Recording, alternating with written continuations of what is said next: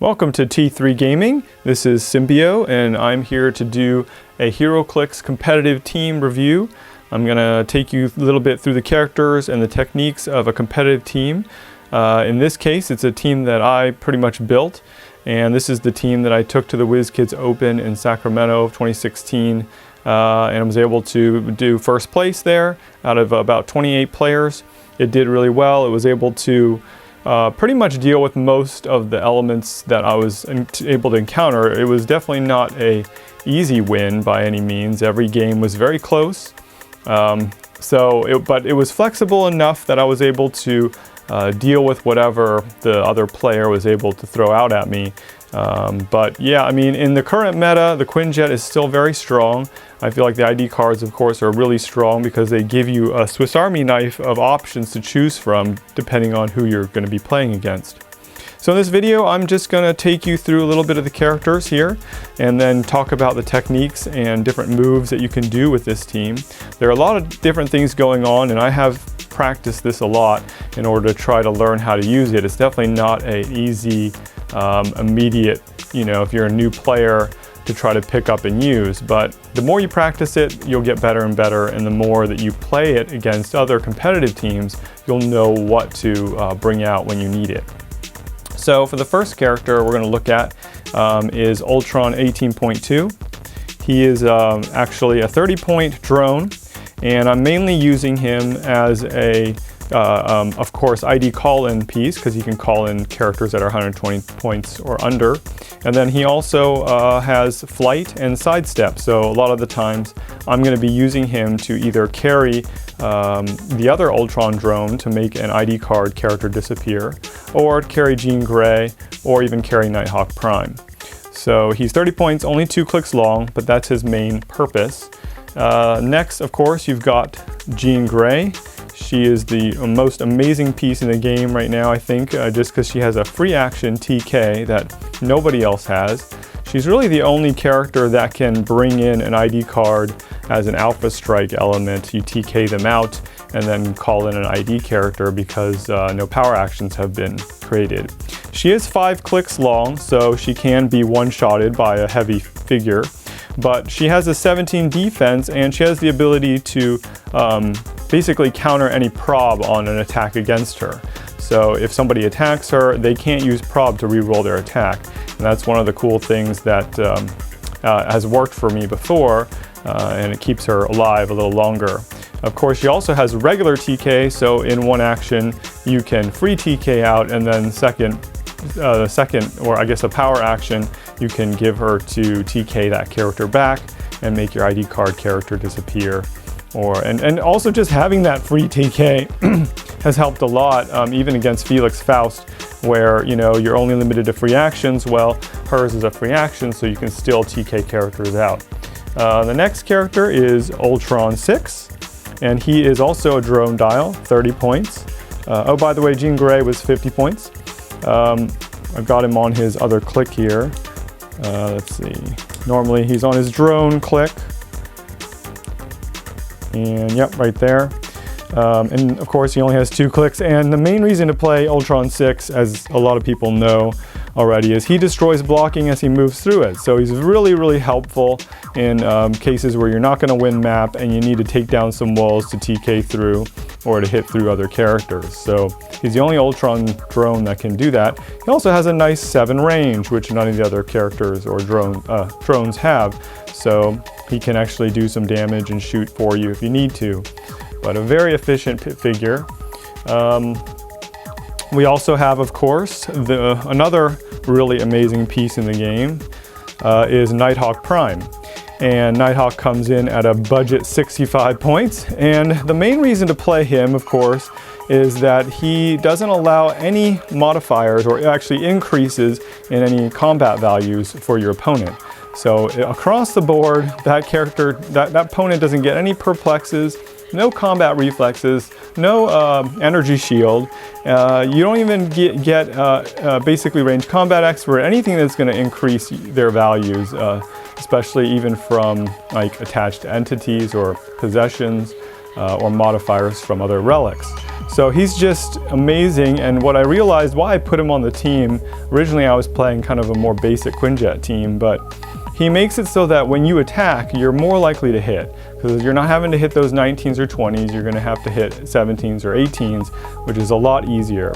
In addition, as I've been playing him, he's got so much other utility going on. He's got sidestep, so he can easily get around into position. He doesn't have flight, so he can be carried by either the Atom or he can be carried by the Ultron 18.2. Atom could carry him even if he did have flight, but not having flight makes it a little bit easier with the other character. He also has Outwit, which I've been using a lot. If you've ever seen any of my other recorded games, using that Outwit comes in real handy, especially if you want to try to counter like Bizarro Green Arrow or Jakeem Thunder, or a lot of the counterable pieces in the game. Having just one Outwit on the board can be really helpful. He is 5 clicks long, and he does drop down to some super senses, but essentially he's really hard to hit because he has a shape change and energy shield on his top 3 clicks. And the shape change is +1 for every character adjacent to him. So unless they can outwit that, he's really tough to take down. So he's a real important piece to the team. We also have, of course, the Atom, and everybody kind of knows what he does, his Colossal Retaliation. He nixes combat. Well, when he does his Colossal Retaliation, of course, he ignores combat reflexes, super senses, and shape change. Does 2 penetrating damage, and that is just bonkers. So every time you're able to retaliate with him, he can really wreak havoc on the other opponent's team, especially with the Pandora's Box being around with a lot of combat reflexes and energy shield. And then you've got characters like Felix Faust and Nick Fury. They drop down to some kind of shape change, and of course there's also a lot of super senses like Mixie. So he's a great figure. I have him on the board rather than have call-in, so it doesn't take up a call-in slot, and that has proven very useful so that I can actually call in, attack, and then also Colossal Retaliate. So lastly, we have the infamous Quinjet, and of course not much needs to be said about the Quinjet. It is I am playing it at the lower point value, and so it doesn't have as many clicks. I think it has, well, let's see, the top dial has 17 clicks. Pretty sure that this one has 10 clicks or maybe 9. But its purpose mainly in this team is to be able to real boy, real girl in characters, and be able to get another attack out of them, and then also potentially to carry around my other figures. So it's still hard to kill in the sense that for 75 points, having to do 10 damage to it or 9 damage to it is a lot of work. So a lot of people don't really invest in that, because then they're worried about getting retaliated on or getting another ID card character out. But it's still a tank, and it's still really useful even at the lower point value. So let's go through the ID card characters real quick, and the reason I kind of chose each one. Let's go through kind of based on the order in which I usually use them, but we'll actually go ahead and take a look at Hawkeye first. This is what we all like to call the drone killer. And the reason why he's called the drone killer, he's 75 points. He's from the Age of Ultron Fast Forces starter set. He's called the drone killer because he does penetrating damage. He has 2 targets. He has running shot traded, ignores hindering because of the Avengers initiative, and he also ignores characters. So he can basically shoot 2 Ultron drones hiding behind a Quinjet. Pretty much almost being able to hit drones almost anywhere. He can also kill Colossal Retaliators pretty easily. And if you're able to perplex that damage up to 4, 2 targets on 2 different drones, take him out in 1 turn. And that's what he's used for a lot. I use him for that same purpose, but anytime you can do penetrating damage and shoot through characters is really good. I also use him on the first round to take out Felix Faust, or to shoot Felix Faust if he's hiding behind characters, and take that Majestix damage and then retaliate with my Atom.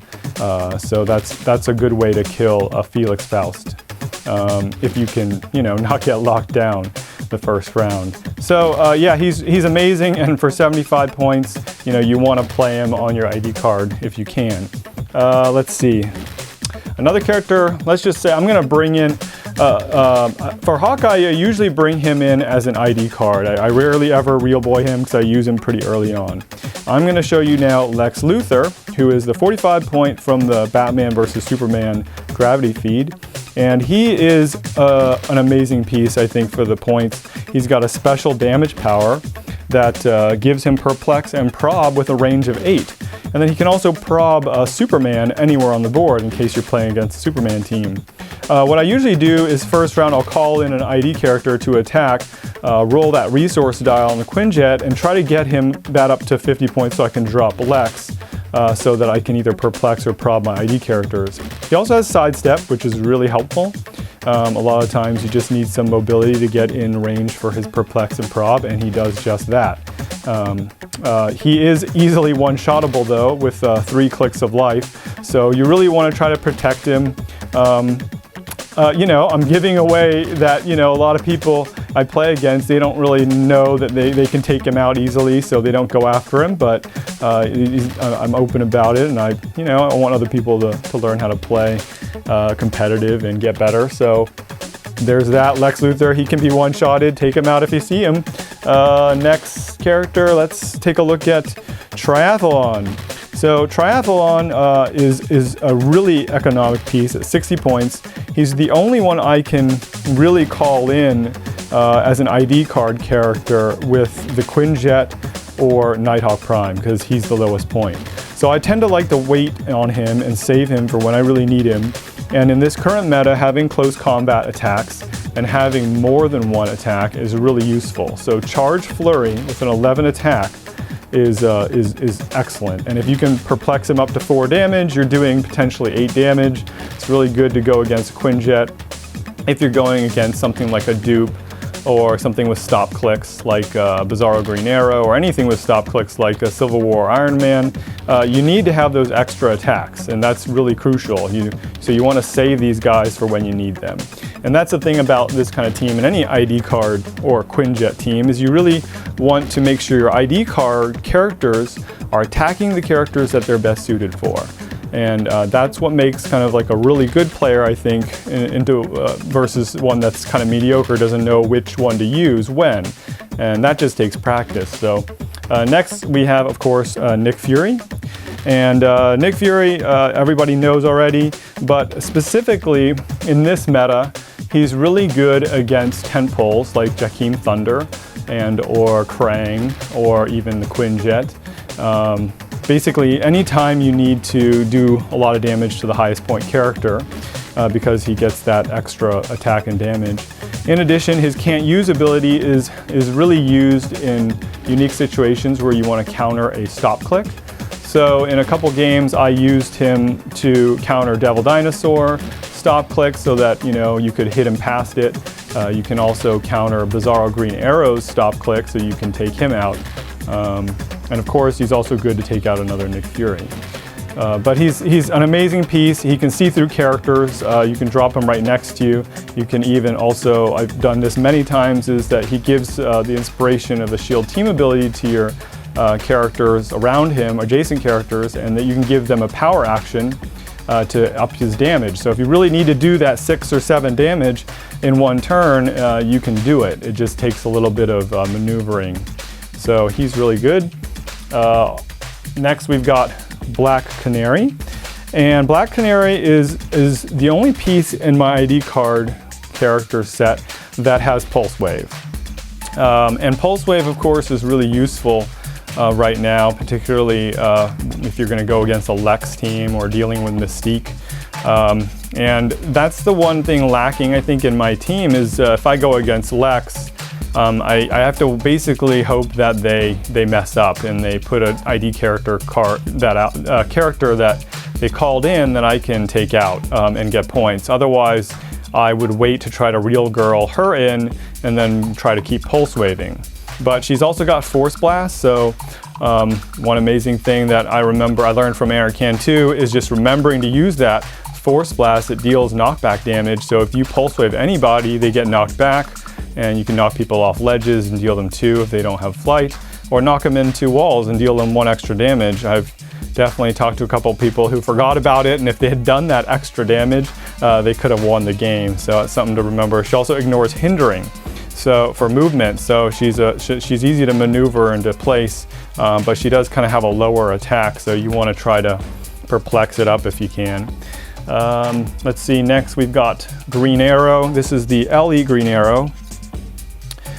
He's 85 points.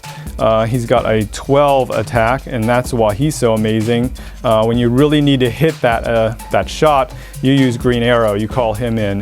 He also has 3 targets, and he has a special Trick Arrow trait that allows him to pick a different type of arrow. And this goes back to that whole thing about a Swiss Army knife and being able to react to certain elements of the game. Is that being able to call him in, you get to pick Precision Strike, Penetrating Psychic Blast, Energy Explosion, or Incapacitate.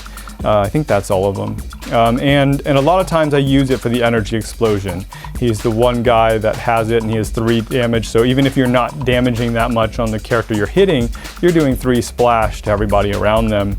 And that has been really effective, especially when dealing with tank teams that like to walk around with a bunch of pieces around them, like Bizarro Green Arrow is a good example. You know, you can outwit his special Reverse Range Combat Expert, and then call Green Arrow out, do that 12 attack, and he'll do 3 splash to everybody around him. So that's a really good thing to have.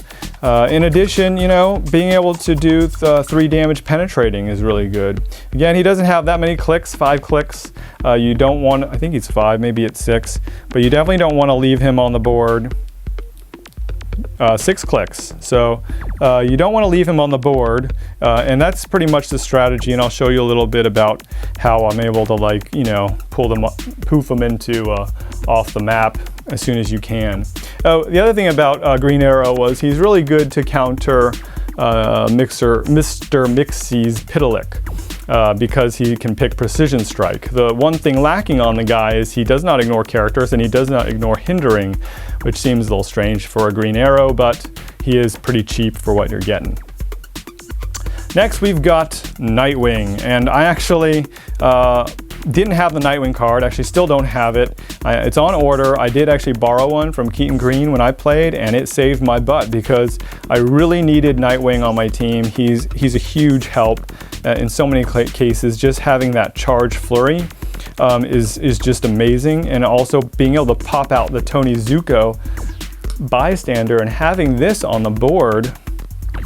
And whenever, you know, basically once you call in Nightwing, you can drop this bystander for free, and Tony Zuko stays on the board. He's got a special white power that gives him support and perplex.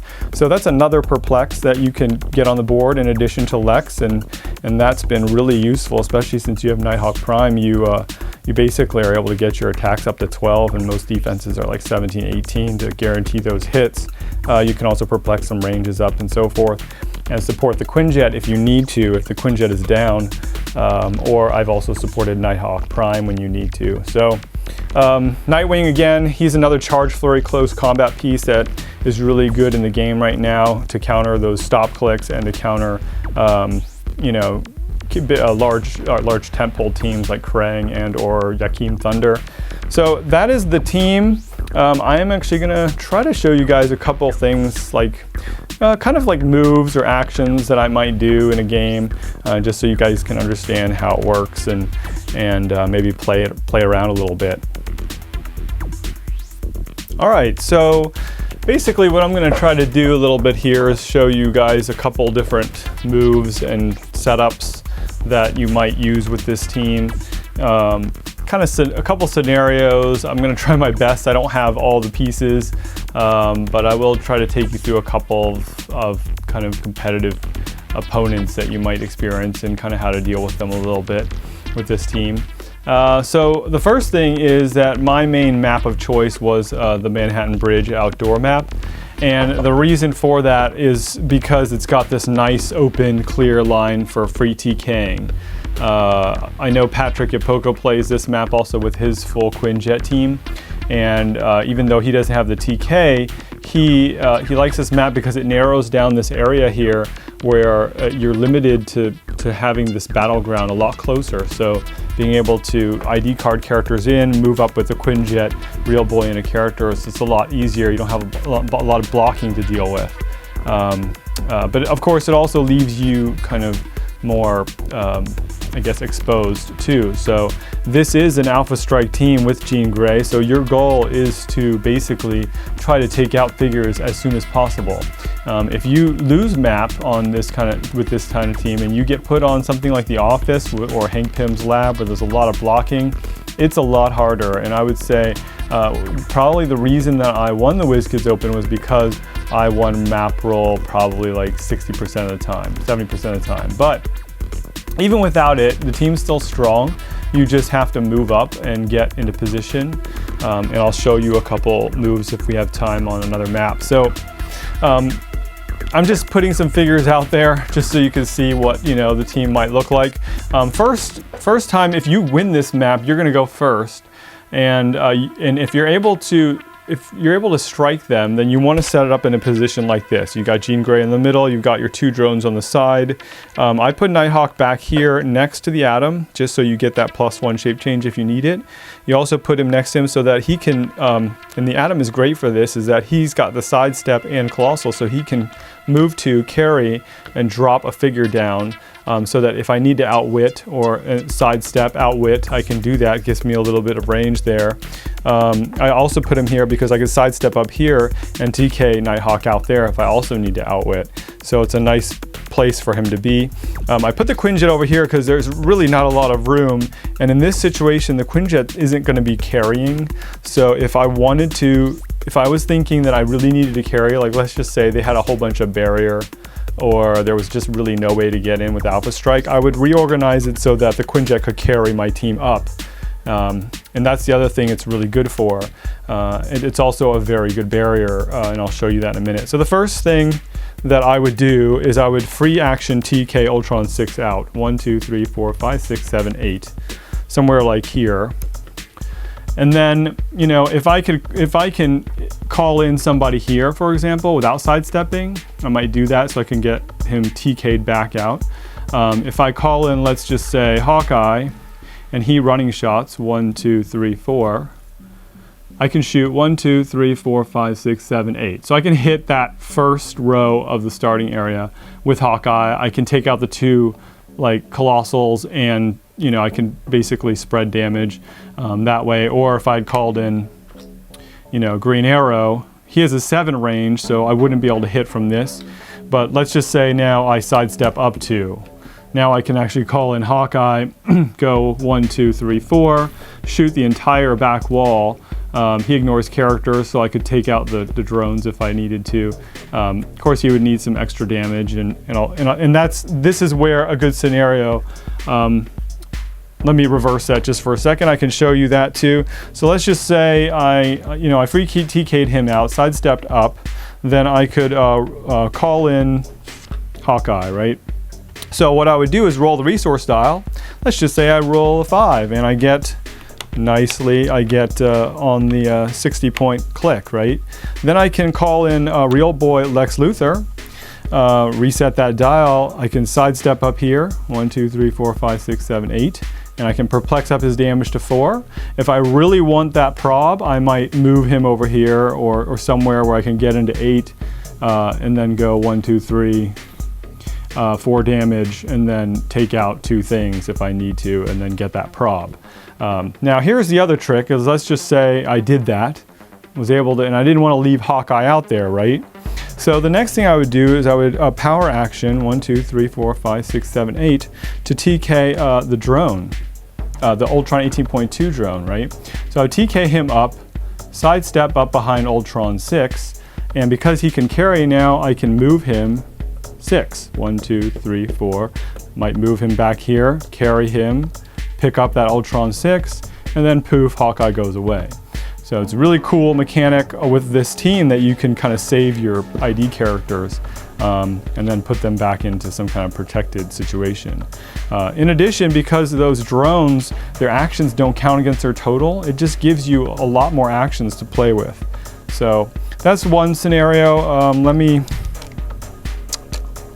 show you maybe, let's see, another thing that can happen is, like let's say you couldn't really hit anything, okay? And you might want to carry your team. You might organize it kind of like this in the beginning. Maybe put him out there so it's a little harder to hit him if they don't ignore elevated or can't get over here. You put him over here. Just makes it a little bit harder, but he's colossal. I guess actually that wouldn't help that much, but you might move up 1, 2, 3, 4, 5, 6, 7, 8, 9. If you really need to get in the middle there, you use the Quinjet, you carry your whole team.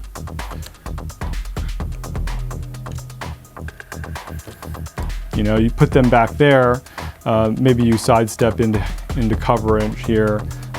You can even, you know, sidestep over here with Nighthawk Prime or back here. And so now you're kind of using the Quinjet as a nice blockade. You can even put it here. So you got this blocking here, and it's going to be a lot harder unless they ignore characters to take out your team. And then next turn, you sidestep, free action TK, drop an ID character. So that's another way you can do it. If you need to get closer, the Quinjet allows this team to get closer and use it as kind of like a, you know, a barrier. But of course, you know, anytime you're facing something that might hit you, you know, that ignores characters like Nick Fury or something, then you're just going to have to risk maybe one of the characters to do that. Let's see. Another piece of advice is if you're facing a mirror match team and let's just say they one map and put you on this, they could take out your drones really easily. So how do you deal with that? There's really only 2 places on this map that you can't, and this actually goes, you know, this is a good advice for anybody who's having to face this kind of team. You know, how do you deal with, you know, an alpha strike like this? Well, there's really these 2 squares here where they're back behind the one level of elevated. And so if somebody really needs to be able to ignore elevated to shoot there. Hawkeye and Green Arrow both do not ignore elevated. The only one really that is in the meta that you know, gets called out is Nick Fury. So, you know, even if they TK him out and get some additional range from the shield team ability, you know, it's going to be hard pressed for them to hit both of these, and they'll probably have to just choose one. So if they do take out one, that at least you have the other one.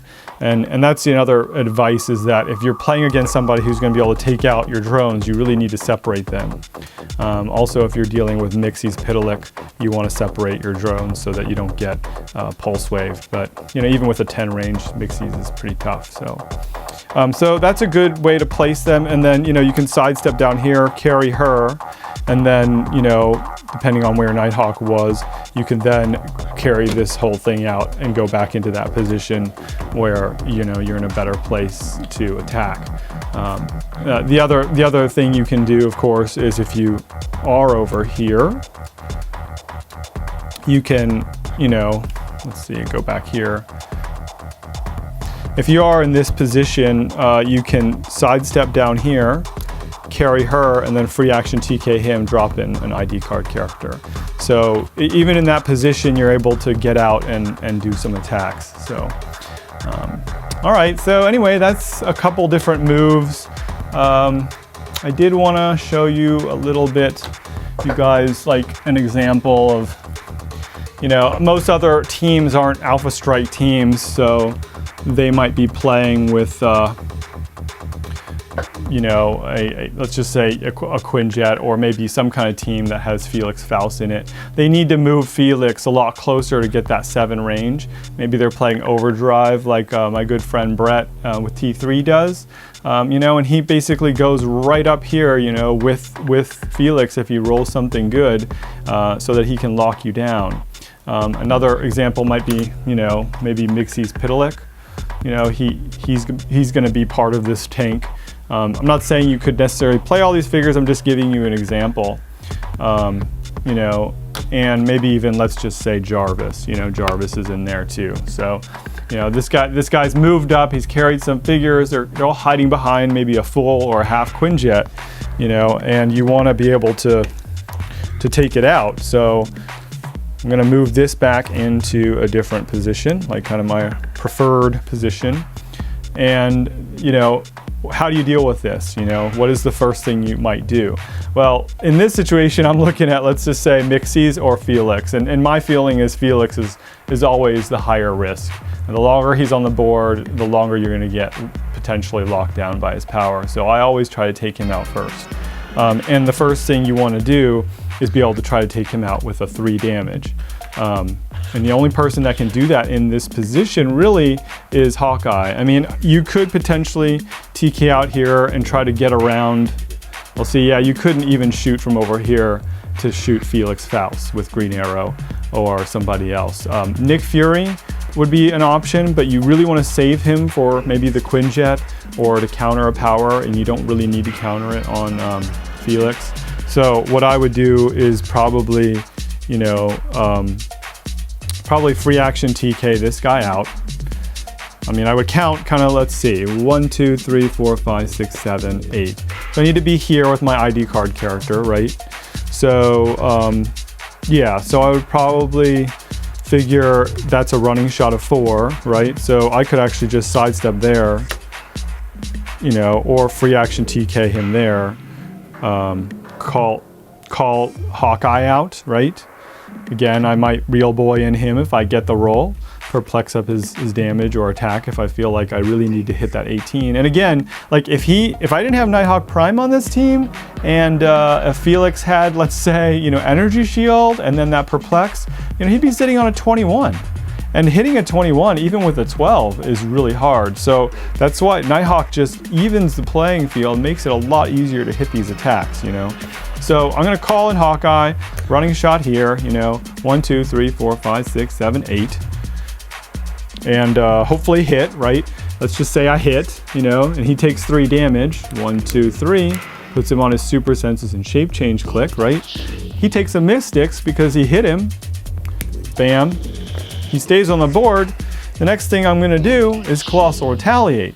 So I'll move him up here, you know, 1, 2, 3, and basically I'll be able to do damage to the Quinjet, Jarvis, and Felix, you know, or whoever else is next to him, because he's got an 11 attack, and he's gonna ignore that shape change and super senses.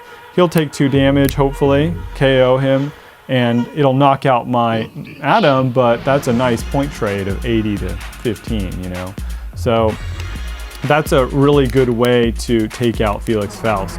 And, you know, I'm saying that because I don't like Felix Faust. I think he's not a good element for the game. I definitely don't think he needs to be banned, but I don't think that his power set warrants his price, and I don't like how his powers are very unique and shut down your ability to play. So, you know, the more people can KO him and just get him out of there, the better. So I think everybody, hopefully by now, will know that strategy. Obviously, if you can't do power actions or anything, you're not going to be able to do that. Let's see, another, and if you have questions, basically, because he takes a Majestix, or let's say your ID card takes a Majestix damage, because the Colossal Retaliation says that choose a character that damaged one of your friendly characters and retaliate on that character. So Majestix is damaged. It doesn't have to be from an attack, and Majestix was delivered by Felix, so you can choose him. And I don't know if there's been an official ruling, but you know, based on the wording, that totally works. Another figure that you might have to deal with is Mixie's Pitalik, and he's got 5 clicks. If you're lucky and they frogman him to his 2nd click, then you only need to do 4 clicks of damage. Again, Nighthawk Prime makes it a lot easier to hit Mixies because he doesn't get that micro size increase. And if somebody's, you know, dropped a relic on him and give him an energy shield or something, you know, again, you'd be looking at having to hit a 20. But with Nighthawk, you only have to hit a 17. And so what you need is Precision Strike, and you need to be able to do 4 damage. Or 5 damage if he's on his top click. And 5 damage is like the the sweet spot. If you can figure out how to do 5 damage with an Alpha Strike team, you can take out Jean Grey, you can take out Felix, you can take out Mr. Mixie's Pitalik, you can knock Bizarro Green Arrow to his last click. You know, I mean, it's a really, second to last click, but it's, you know, that's a really good number.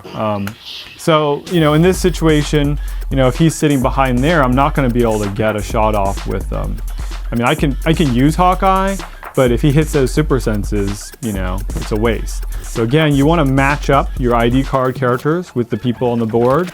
With Mixies, I want to use Green Arrow. So I can pick that Precision Strike, perplex up his damage, and if I can get 2 perplexes with Zuko and Lex Luthor, then I can get 5 damage and hopefully take him out in one shot. And that's what you ideally want to do. Let's see, Jarvis, you know, my friend Alfred, he plays him a lot, so I learned how to take care of him. Even though he's got this defense power that says if he's adjacent to somebody with the Avengers keyword, he can only take 1 click of damage and then can't be damaged for the rest of the turn. That power, even though it can't be ignored, can be outwitted.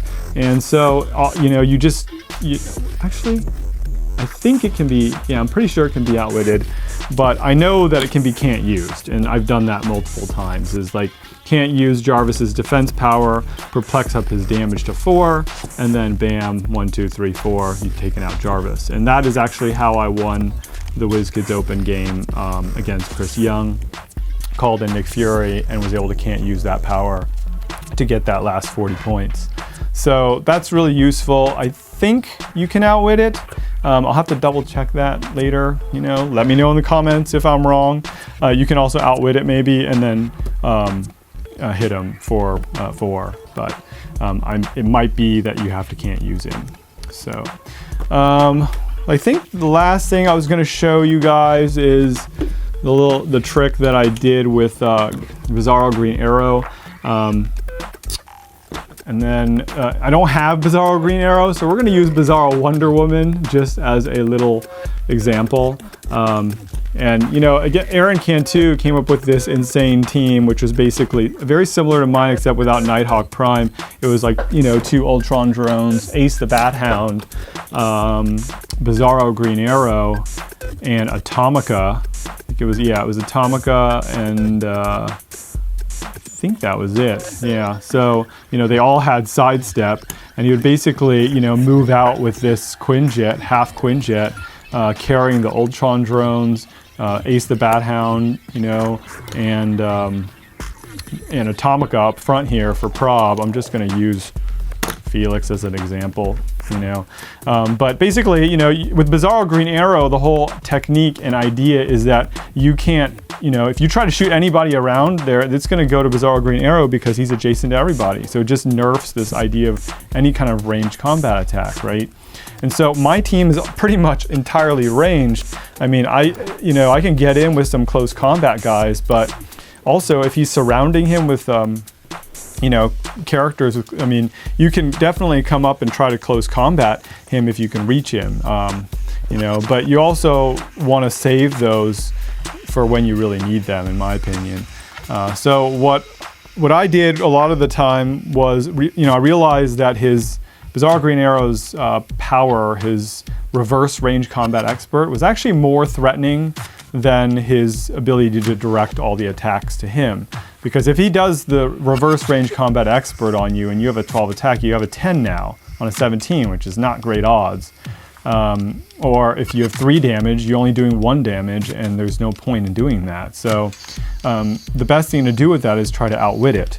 And so, you know, a lot of times I would try to get Nighthawk out there, and if I have a line of fire, in this case I wouldn't. But you know, like if Atomica was up front or Ace the Bat Hound, both micro size, I could outwit that power, and then I could, you know, energy explode with Green Arrow, hitting Bizarro Green Arrow for just, you know, 1 damage, but then, you know, energy exploding everybody around, you know. And if you can do that maybe once or twice with some other method, you can, you know, do some damage. But the other way to get around Bizarro Green Arrow is you want to, you know, ideally if you have outwit, you need to outwit that power and then hit him. If you can't, then what you want to try to do is get him to his stop click, you know, and then can't use the stop click and then hit him through it. So you want to like maybe do some flurry, you know, counter the invuln, do some flurry damage, knock him to a stop click, drop out Nick Fury, can't use the stop click, and then KO him. And that's a really effective way too. Again, you're doing all this for only 50 points, but usually in a game like this, you know, you really need to take him out. Otherwise, you won't be able to do much to the rest of the team. So I think the last thing I would say is, you know, with this Quinjet team, you want to like save these charge flurry attacks for when you have to deal with any kind of stop click. You know, so like again with a Bizarro character, whether it's, you know, Bizarro Wonder Woman or any of them with the 2 stop clicks, you know, you want to come in with a, you know, you want to come in with a charge flurry, you know, like 11 on 16, hit it once and then hit it twice, and then, you know, maybe hit it one last time with another character. So, all right. Sorry for, this is a really long video. I just thought it'd be kind of fun to talk about this stuff. I'd like to do some more videos with different teams. One last thing, oh, I didn't mention that I kept forgetting to mention is, you know, also real boying in characters, right? That's like the huge thing that the Quinjet's so good at. And so what I want to talk about is, you know, once you've called in a few characters and spun this dial up, let's just say you're able to spin it up to like 100, you know, then one of the things that's amazing about the Quinjet, and this goes for the full Quinjet and the half Quinjet, is that it's able to move, you know, let's just say 1, 2, 3, 4, 5, 6, 7, 8, 9. You know, it can move and then free action call in a real boy like Nightwing and then, you know, charge. So that's a pretty long, you know, reach of an attack. And the full Quinjet has an 11 move. And if you drop in an Iron Man in there, it's an 11 move sidestep. Then you can, again, real boy call in, you know, Nick Fury, real boy, if you have enough points, you can real boy call in anyone. And so, you know, even though prior to this, you know, I only had like, you know, if you're using the ID card characters, you know, you're gonna attack once with your ID call in, right? And then you don't have anything else to do. But if you're able to rack up points on the resource dial, you can power action that move, then free action a real boy character in, and then make a second attack. And especially with one attack and a charge flurry, that can be really devastating. So I think that's pretty much it. I hope you guys enjoyed this or learned something. You guys can, you know, now if you ever have to face something like this, or you want to try and play something like this, you know, you'll have some ideas of how it works. And you know, again, I think practice, as the Married with Clix guys say, practice makes your team better is totally true. And the more you practice whatever team you build, you're going to get better with it. And the more you're aware of what other people are playing, and you are you don't have to counter everything, but you need to be able to have an idea of what you're going to beat, or what, if you're going to face this team, how you're going to deal with it. You know, if I face Jakeem Thunder, what am I going to do? If I get put on this map, you know, how am I going to deal with that? I don't think we have time to show off what I would do in a blocking map, but essentially with a blocking, if you're playing WizKid's Office, you got to get your Quinjet up there in the middle of the board somewhere, or wait for them to come to you, maybe destroy some walls with Ultron 6, and then call in ID card characters. It's just a lot slower, and if they position really well, it'll make it a lot harder to take out characters. So, all right, well, thank you for watching. If you liked this video and you want more, let me know in the comments, and if you have any ideas on how to tweak the team, definitely give me more comments. You know, if you have other teams you'd like to see on the channel, I'd love to like show off some other team ideas. If they become available to me, let me know, and if I have the figures, I'll do some kind of review. So thanks again.